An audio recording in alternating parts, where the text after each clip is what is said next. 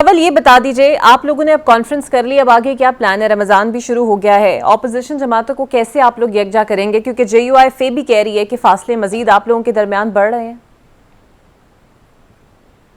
देखिए, कॉन्फ्रेंस को होस्ट कर रहे थे शायद खाकान अब्बासी साहब और अचकजई साहब कर रहे थे, और बड़ी मेहनत करने के बाद कॉन्फ्रेंस क्या हुई आपने देख ही लिया। उन पे भी पर्चे काट दिए जो जो वहाँ पे था। यानी होटल को आपने पैसे दिए, आपने को सारी जगह बंद की। खौफ किस बात का है? अगर आपको लगता है कि इस अलायंस से कुछ नहीं हो सकता तो भाई खौफ किस बात का है? कोई रास्ता आप खुला नहीं छोड़ते, किसी जगह आप मिलने नहीं देते, कोई कॉन्फ्रेंस नहीं होने देते, लोगों को ताले लगाए जाते हैं, हरास किया जाता है, उनके NOCs कैंसिल किए जाते हैं, होटल को बंद करने की धमकी। इसी तरह जब हमने कोई लॉन्ग मार्च करनी हो, कुछ हो, तो सारी ट्रांसपोर्टर्स के साथ यही सलूक किया जाता है। तो ये सारे एलिमेंट्स हैं, ये वो कैटलिस्ट हैं जो इनकी तरफ से इस्तेमाल होते हैं और लोगों को बाइंडिंग फोर्स बना देते हैं। तो इंशाल्लाह ये अगर जो लोग जमहूरियत के लिए जो जमातें खड़ी हैं उनको बहुत ज़्यादा कोई लेन देन की ज़रूरत नहीं है। उनका मामला जमहूरियत है, वो पॉलिटिकल स्पेस जमहूरी तरीके से चाहते हैं। वो किसी कठपुतली बन के और बाय ऑर्डर जो है वो यहाँ पर कोई मेला मवेशियाँ लगवाना नहीं चाहते। वो यहाँ जमहूरियत चाहते हैं। जमहूरियत का मेला मवेशियाँ होता नहीं देख सकते। सो लिहाजा ये जमातें इकट्ठी होंगी क्योंकि इनका कॉमन इंटरेस्ट और इनका कैपिटल पाकिस्तान की अवाम है। और पाकिस्तान की अवाम के जब राइट सल्ब होंगे, उनके मुंह में सीसा डालने की कोशिश होगी, उनके हकूक़ की पामाली होगी और हुकूमत टैक्स के पैसों पर इस किस्म के ज़ालिमाना बिल्स लेकर आएगी या इस तरह के ज़ालिमाना इक़दामात करेगी। आज मैं देख रही थी कि 13 साल के बच्चे को रावलपिंडी में जिस तरह से मारा गया, कत्ल किया गया तशद्दुद करके पुलिस की तरफ से। अब हम ये बात भी नहीं कर सकते, किसी जगह थानों में आप जाके रिपोर्ट नहीं लिखवा सकते। तो इतनी जो पुलिस गर्दी के करवाई जा रही है या मुल्क में जो दहशत गर्दी फैल रही है, तो अगर ये पॉलिटिकल जमातें, अगर ये पॉलिटिकल हैं, इकट्ठी नहीं होंगी तो फिर और क्या लाहे अमल होगा? अच्छा, मौलाना के साथ आपके मामलात बिल्कुल ठीक है, भी होंगी, लेकिन आपके मामलात मौलाना के साथ हल होते नजर नहीं आ रहे हैं। और जो भी तहरीक होगी वो भी अनाउंस करेंगी। मेरा ख्याल है जी मामलात ऐसे कोई सीरियस नौयत के नहीं है।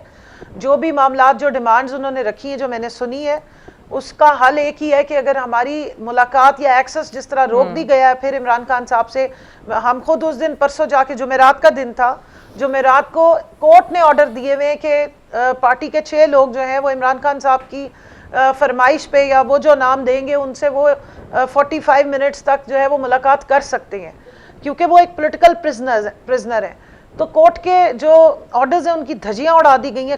तो फिर ये वाली जो गलतफहमी है ये क्रिएट करने की कोशिश की जाती है। लेकिन मैं नहीं समझती कि इस तरह की कोई गलतफहमी क्रिएट हो सकती है मौलाना साहब को लेकर के। वो नहीं, एक रिस्पॉन्सिबल पॉलिटिकल बिल्कुल सही, लेकिन कवल, और मुझे नहीं लगता कि वो इस चीज़ से पीछे हटेंगे। बिल्कुल सही, लेकिन वफाकी वज़ीर राना तनवीर साहब भी फरमाते हैं कि ऑपोजिशन इत्तेहाद मौलाना साहब की तरफ से ना समझे, यहाँ तक कि नून लीगी रहनुमा तो इस बात पे भी बजट दें कि मौलाना साहब शायद वफाकी काबीना या बलूचिस्तान में हुकूमत का हिस्सा बन सकते हैं। यानी हो सकता है उन्होंने कहीं ना कहीं मौलाना को राम कर लिया हो।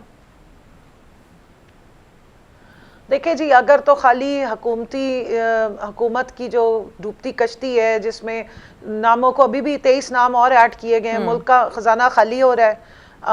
नेशनल असम्बली से 200 मुलाजमीन को आप फारिग कर रहे हैं, आप यूटिलिटी स्टोर के मुलाजमीन को फारिग कर रहे हैं, आप जो आपके टीचर्स हैं उनको आप फारिग कर रहे हैं, आप जो सरकारी मुलाजमीन हैं उनकी पेंशन्स फारिग कर रहे हैं, लेकिन आप अपनी काबीना एक्सपैंड कर रहे हैं क्योंकि आपने लोगों को नवाजना है, लोटों को नवाजना है या लोगों को रिश्वतें और जो है वो देनी है। लोटों में इसलिए कह रही हूँ कि अभी जो काबीना में नाम आए अगर आप देख लें तो ज़्यादातर वही लोग हैं जिनको वोट ऑफ नो कॉन्फिडेंस के टाइम पे राम करके और जो मेला मवेशियाँ सिंध हाउस में लगाया गया था वहाँ ले गए थे, और अब जो है वो उनको वफाकी काबीना में वफाकी जो है वो काबीना का टाइटल मिल गया है, माशाल्लाह फेडरल मिनिस्टर होने का टाइटल मिल गया है।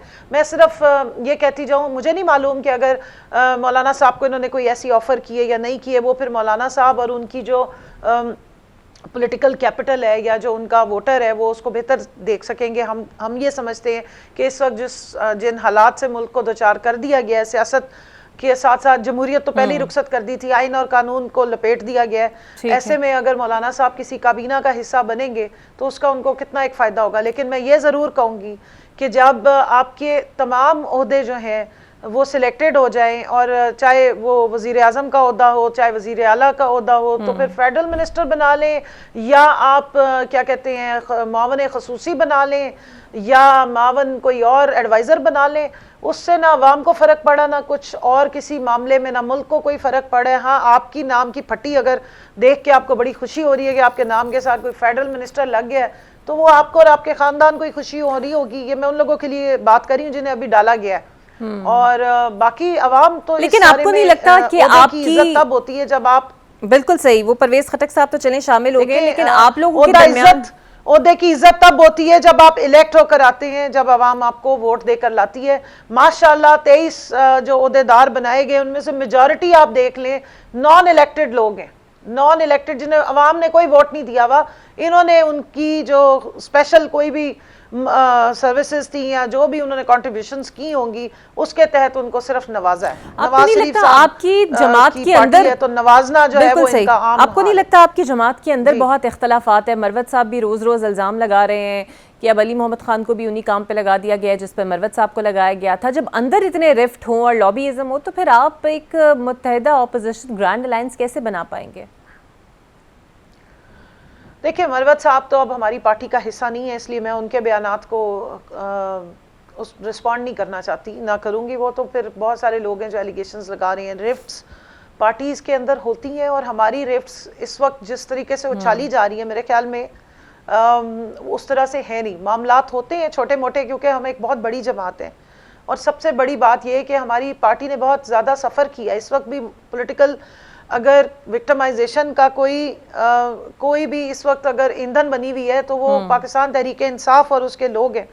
और पिछले 3 सालों से हमें दीवार के अंदर चुनने की कोशिश की जा रही है, तो वो रिफ्ट्स बनाई जा रही हैं, उनको छाला जा रहा है, और सारा अटेंशन जो है वो पीटीआई के अंदरूनी मामलात पर डाल दिया जाता है। हालांकि कोई इतनी बड़ी बात नहीं है।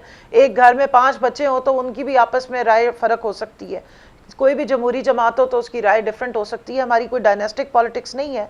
और दूसरी बात, सबसे ज़्यादा इस जो मिसकंसेप्शंस क्रिएट की जाती हैं या कॉन्स्पिरेसी थ्योरीज लॉन्च की जाती है, उसकी सबसे बड़ी वजह इमरान खान साहब को अंदर बंद रखना और उनके साथ पार्टी का जो पॉलिटिकल उनके सारे लोग हैं, पॉलिटिकल जो उनके जितने ओहदेदारान हैं, उनका राब्ता ख़त्म करना है। ठीक है। और ये जानबूझ के बाय डिज़ाइन करवाया जाता है। पार्टी इंशाल्लाह स्टैंड लेके खड़ी हुई है। ये वही पार्टी है जिसको ताने पड़ते थे कि ये तो इलेक्शन भी नहीं लड़ सकते। माशाल्लाह इलेक्शन में सबसे ज़्यादा टिकटें जिनको आज़ाद उम्मीदवार बना दिया था, लेकिन उम्मीदवार वो सारे इमरान खान के थे, वो सबसे ज़्यादा पीटीआई ने दी हैं। और आज भी पार्टी के लिए जो है वो एक ओहदे पे 10-10 उम्मीदवार मौजूद है। तो इस तरह की पार्टी में अगर कोई छोटी मोटी रिफ्ट्स हो जाती हैं तो वो बड़ी नेचुरल सी बात है। हाँ, हुकूमत में बैठी हुई पार्टी के खिलाफ जावेद लतीफ़ साहब ने आके बताया कि किस तरह इस पार्टी को सीटें दी गई हैं, और 5-5, 6-6 जो सीटें वो एक टाइम पे कितने करोड़ों में बिकी हैं, तो उनका मुंह बंद कर दिया गया। रुहेल असगर साहब ने बहुत सारे देखते हैं, वो तो चले अब रूलिंग पार्टी है, रूल कर रही है। दानियाल अजीज साहब को खुडे लाइन लगा दिया गया। तो जो आकाश को या वो जी हजूरी ना करे या कोई थोड़ा बहुत बेचारा प्लस माइनस करे, उसको उठा के वो साइड। बिल्कुल सही, लेकिन देखते हैं रमजान के बाद किस तरीके से आप लोग तहरीक का आगाज करें।